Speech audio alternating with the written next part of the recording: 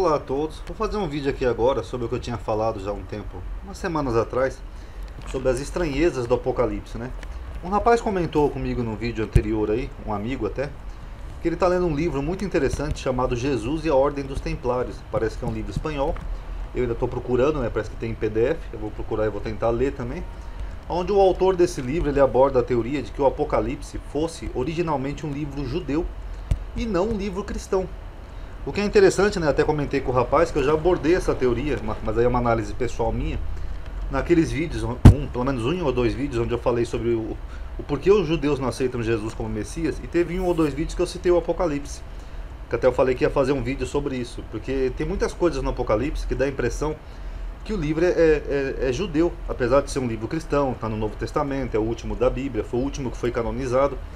Mas tem algumas estranhezas que dá a impressão que ele era originalmente um livro judeu e depois foi adaptado, né, para dar a impressão que era um livro cristão. Inclusive o Apocalipse ele só menciona 7 vezes a palavra cordeiro, né, ou Messias, ou ungido. Vocês podem ver que ele tem muitas poucas referências mesmo, que ele é um livro extremamente profético, né, de revelação, apocalíptico. Lembrando que Apocalipse quer dizer revelações, ok? E muitos estudiosos desse livro, em todas as épocas, já perceberam sim diferenças textuais, duplicatas, passagens que parecem continuar em outros capítulos e trechos que parecem ter sido acrescentados para harmonizar. Por exemplo, aqui as diferenças textuais, aqui é da crítica textual. Às vezes você pega um capítulo do Apocalipse em outro, você vê um grego diferente, um estilo de escrever diferente, que dá a impressão que não é do mesmo autor. Dá a impressão que eles compilaram tudo num livro só. Duplicatas eu já falei para vocês, que nem por exemplo os selos e as trombetas são duplicatas, mas é as mesmas coisas. E passagens que parecem continuar em outro capítulo. Também já mostrei para vocês, eu vou mostrar aqui de novo mais para frente. Que você pega um tema lá que ele está abordando, como por exemplo a besta, no capítulo 13. E depois ele retoma o assunto da besta no capítulo 17, onde a mulher está sentada sobre a besta. Mas eu vou mostrar isso aqui mais para frente. E só lembrando que no primeiro século, eu já falei isso aqui em outros vídeos, era comum os copistas alterarem e colocarem coisas no livro. Tanto que o próprio livro do Apocalipse ele traz essa advertência aqui, que isso aqui é tomado de Deuteronômio, que já é uma regra antiga, né, que os escribas criaram justamente para evitar essa prática de ficar se colocando e tirando coisas no livro. Porque no primeiro século era muito comum as pessoas adulterarem textos ao bel prazer, correto? E a Bíblia de Jerusalém, ela comenta na sua introdução ao Apocalipse o seguinte: em seu estado atual, o texto do Apocalipse apresenta um certo número de duplicatas, de cortes na sequência das visões e de passagens aparentemente fora de contexto. Os comentadores tentaram explicar essas anomalias de múltiplas maneiras: compilação de fontes diferentes, deslocamento acidental de certas passagens ou capítulos, etc. E existe, entre as explicações possíveis, propomos a seguinte hipótese. Aqui só lembrando que é uma hipótese da Bíblia de Jerusalém, ou do autor lá do teólogo que escreveu a introdução do livro. E aqui eles estão só propondo uma hipótese, ok? Então esse vídeo ninguém tome nada como verdade, que aqui nós estamos abordando só hipótese, até porque, como eu já falei 500 vezes, o Novo Testamento não tem autógrafo, são documentos muito antigos que passaram pela mão de homens, pela mão da igreja, dos pais da igreja, de copistas, etc. Então tudo que a gente trabalha hoje em dia são só com hipóteses e evidências, a gente não tem como confirmar nada, ok? A parte propriamente apocalíptica, aqui ainda da introdução da Bíblia de Jerusalém, a parte que seria o Apocalipse mesmo, que é do capítulo 4 ao capítulo 22, parece ser compostas de 2 apocalipses distintos, escritos pelo mesmo autor em datas diferentes e depois unidos num só texto por outra mão. Os 2 textos primitivos abarcariam as seções seguintes. Aí eles fazem uma tabelinha lá, eu copiei e coloquei aqui. Talvez eu coloque esse esboço no blog para quem quiser ver e comparar. Então seria mais ou menos assim, ó. Esses versículos aqui dessa coluna do meio seriam o texto primitivo, o primeiro apocalipse, e esse texto aqui da última coluna seria o texto posterior, talvez de outra data. Isso explica também aquilo que eu falei naquele vídeo sobre a datação do Apocalipse. Por que a datação do Apocalipse não tem um consenso? Porque nós temos evidências que ele pode ter sido escrito antes do ano 70, assim como também tem uma evidência ou outra que dá a impressão que foi escrito depois do ano 70. Então é bem provável que tenham sido textos diferentes que foram compilados num livro só, ok? Eu transcrevi aqui os textos, mas eu não vou ler, talvez eu coloque no blog. Aí se vocês quiserem, vocês dão uma olhada. Não sei quando eu vou colocar no blog. Aí vocês vão ver como que seria mais ou menos o texto primitivo e o texto posterior. Isso que eu coloquei em negrito aqui é o que eu mais ou menos discordo dessa análise desse teólogo aqui da Bíblia, de que seria o texto original primitivo, ok? Aqui seria o segundo texto, ó. Ainda coloquei umas epígrafes aqui para poder ajudar, tá bom? Aí fica mais fácil para vocês terem uma noção dessa teoria de 2 apocalipses. Agora eu vou mostrar a minha análise que eu falei que ia fazer sobre as estranhezas do Apocalipse. No capítulo 13, João descreve uma besta, e no capítulo 17 ele retoma o tema, onde inclusive ele traz explicações sobre quem é a besta, que eu falei ali em cima, ó. É como se fosse um corte na sequência, ó. Você pode ver aqui no capítulo 13 ele fala que viu uma besta, ó, que tinha 7 cabeças e 10 chifres. E aí no capítulo 17 é que tem a explicação, ó, as 7 cabeças são 7 montes, e os 10 chifres que viste na besta são 10 reis. Então vocês notaram como o capítulo 17 parece que é como se ele fosse uma continuidade do capítulo 13? Então dá essa impressão que originalmente eles fossem uma continuidade e depois foi feita uma compilação e ele acabou sendo afastado por alguns capítulos. Então isso é uma evidência apenas dessa teoria, ok? E o Apocalipse ele traz paralelo com as visões dos profetas do Velho Testamento, o que dá a entender que seria sim um livro originalmente judeu, ou talvez algum profeta judeu do primeiro século tenha começado a escrever o Apocalipse, ou tenha sido quem teve as visões. Então, essa é a impressão que tem. Mas alguns trechos parecem acréscimos tendenciosos, porque contradiz esses mesmos profetas em prol da visão cristã. Então, só para explicar, o Apocalipse ele tem alguns paralelos que eu vou mostrar aqui para vocês com os profetas do Velho Testamento, mas aí de vez em quando ele tem uma parte ou outra que favorece, né, a visão cristã. É o que justifica, inclusive, esse livro ser cristão. Mas aqui ele entra numa certa contradição. Aí você fala, poxa, será que isso aqui realmente é original do livro? Será que o autor que teve essa visão escreveu mesmo isso? Porque algumas coisas ele se assemelha muito ao Velho Testamento e outras ele destoa completamente. Eu vou mostrar aqui para vocês, ó, um exemplo. Ezequiel, no capítulo 40 do seu livro, inclusive as Bíblias colocam como epígrafe a Torá de Ezequiel, ele descreve um templo futuro. Já no Apocalipse, o autor diz que não viu em Jerusalém futura nenhum templo, porque o próprio Senhor seria o templo. Então essa teoria de que o próprio Senhor seria o templo, isso reforçaria aquela explicação cristã do porquê Jesus não cumpriu essa profecia, que nem eu falei naquele vídeo lá, que eu já falei para vocês lá sobre o templo e tal, não sei o que Jesus não cumpriu essa profecia. Então dá a impressão que alguém colocou isso aqui no Apocalipse só para reforçar essa visão cristã. Tá vendo? O Apocalipse confirma, Jesus é o próprio templo, o que é completamente lógico, né? Que nem eu falei para vocês que a profecia do templo não era espiritual.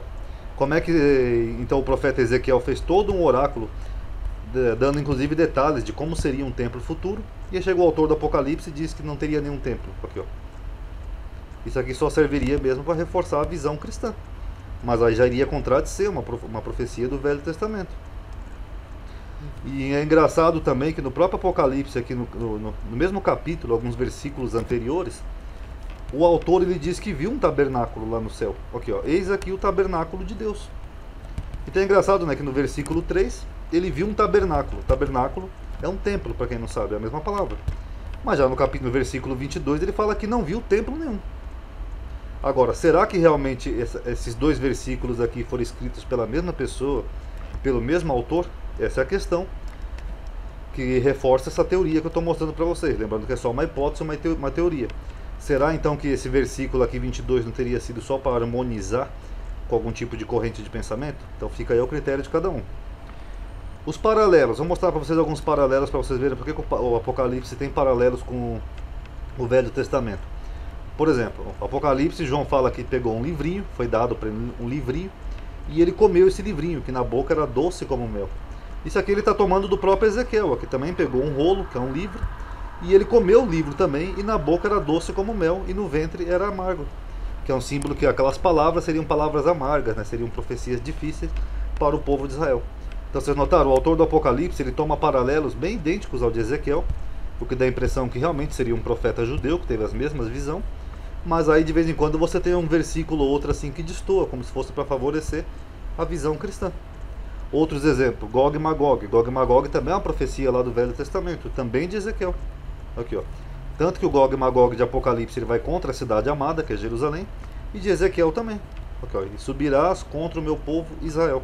É como se fosse a mesma profecia. Os 4 cavaleiros. Os 4 cavaleiros ele tomou lá de Zacarias. Ó, um cavaleiro vermelho, um branco, um preto e um amarelo. Só que aqui em Zacarias, em vez de ter amarelo, é um malhado. Mas também são 4 cavaleiros, 4 cavalos. As 2 testemunhas, ele também tomou de Zacarias, ou teve a mesma visão que Zacarias. Aqui, ó, os 2 castiçais que estão diante do Deus da terra. E aqui em Zacarias, os 2 ungidos que estão diante do Senhor de toda a terra. É a mesma coisa. A besta eu já mostrei lá nos meus vídeos de preterismo, que é a besta que João fala no capítulo 13 é a mesma das 4 feras de Daniel, porque a besta que ele viu é semelhante ao leopardo, ao urso e ao leão, como se fosse uma mescla das outras 3. Daniel também, ele viu uma besta que nem um leão, um urso, um leopardo, e a 4ª fera, né, o 4º animal, era semelhante aos outros todos, quer dizer, é uma mescla dos animais anteriores. A medição do templo. Em Apocalipse é dado uma cana, né, semelhante a uma vara, e João mede o templo. Isso aqui é semelhante também com a profecia de Ezequiel, onde ele vê um homem que pegou uma vara, né, um cordel, e também mediu o templo. Só que Ezequiel se estende mais um pouco aqui na medição do templo. A queda de Jerusalém num só dia. Apocalipse fala, num dia só virão as suas pragas, morte, pranto, fome, será queimada no fogo. Isaías também tinha dito isso lá no Velho Testamento. Ó. Porque ambas estas coisas virão sobre ti no momento, no mesmo dia.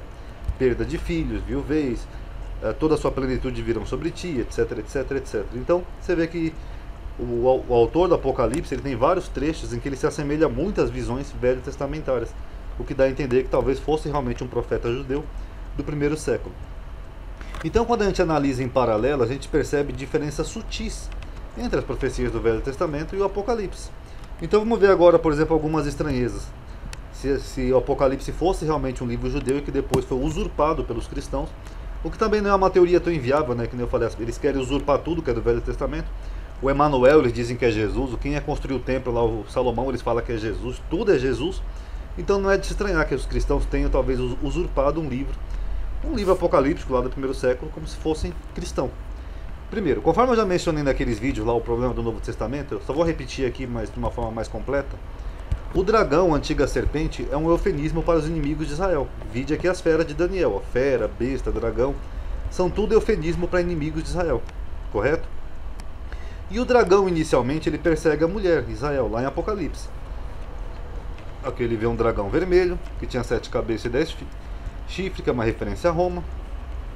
E ele leva sobre si a 1/3 parte das estrelas do céu. Eu já mostrei nisso no vídeo, que estrelas é um eufemismo para pessoas boas, justas. E o dragão parou diante de quem? Da mulher. Tudo bem, aqui é só a parte inicial. Mas aí a mulher tem a luz a um filho, ó, e o filho da mulher ele é arrebatado para o céu. Ou seja, ele não chega a realizar o que seria as missões messiânicas. Então dá a entender que nessa visão aqui da mulher e do dragão, dá a entender que ainda não era a hora de Israel receber o Messias. Porque segundo o Apocalipse, o filho da mulher não passou pela mão dos homens, ele já foi arrebatado aos céus a nascer. Okay, ó, e deu à luz a um filho homem que há de reger no futuro todas as nações com vara de ferro, e o seu filho foi arrebatado para Deus e para o seu trono. Pronto. Como se fosse o espírito messiânico, digamos assim. E como o Apocalipse toma referência do Velho Testamento, Isaías, o profeta lá do Velho Testamento, ele já havia dito que a mulher que estava com dores de parto simbolizava a vinda do dia do Senhor e não a vinda do Messias. Então, primeiro, vocês viram que o Apocalipse ele tem paralelos com o Apocalipse, com Isaías. Ó, eles têm paralelos. Então é provável que eles tenham tido visões semelhantes. Só que Isaías também falou que uma mulher com dores de parto, numa visão profética, se referindo a Israel, só que não é uma profecia messiânica. Isaías não falou que havia um Messias quando a mulher estivesse com dores do parto. Ao contrário, ele falou que seria o dia do Senhor, horrendo, com furor e ira ardente, para pôr a terra em assolação, ou seja, para destruir tudo. Seria uma referência até, nós poderíamos dizer, dentro dessa análise do preterismo, que seria a queda de Jerusalém. Mas você note que em nenhum momento Isaías fala que seria o Messias, ou que o Messias viria quando a mulher estivesse com dores de parto, aqui, ó, como a mulher com dores de parto. Então será que quando João teve essa visão aqui do Apocalipse, que ele viu a mulher com dores de parto, será que era mesmo de Jesus que ele estava se referindo? Ou será que era um Messias que só iria vir quando Israel estivesse preparada para receber o Messias? Então fica aí para cada um tirar suas conclusões. Continuando, Isaías também disse que quando viesse o Messias, aí sim, ele viria antes da mulher estar com dores de parto, ou seja, ele viria em um momento de paz e não de tribulação, quando Israel estivesse pronto para receber o Messias. Antes que estivesse de parto, deu à luz, ou seja, antes de estar com dores de parto, ela deu à luz. E antes que viessem as dores de parto, ela deu à luz ao menino. Então o que Isaías está falando aqui mais ou menos? Quer dizer que antes de começarem as dores do parto, para quem não sabe, é um eufemismo para tribulações, guerras, problemas. Como foi a queda de Jerusalém lá no ano 70? Aquilo foi uma dor de parto. Mas antes de vier essas dores de parto, ela daria luz ao menino. Mas Sião esteve de parto, ou seja, já foi tribulada, e já deu a luz aos seus filhos. E note aqui também que a mulher dá luz não é também uma referência ao Messias, é aos seus filhos. Agora, só uma explicação aqui por alto, que esse oráculo de Isaías ficou meio confuso aqui. Esse versículo aqui, ó, como quem já viu isso, pode-se nascer uma terra num dia só, ou nasceria uma nação num dia só. O judaísmo entende, pelo menos alguns judeus, que isso aqui é uma referência à criação do Estado de Israel, porque o Estado de Israel nasceu da noite para o dia. Simplesmente foram lá, a ONU determinou a divisão dos dois estados.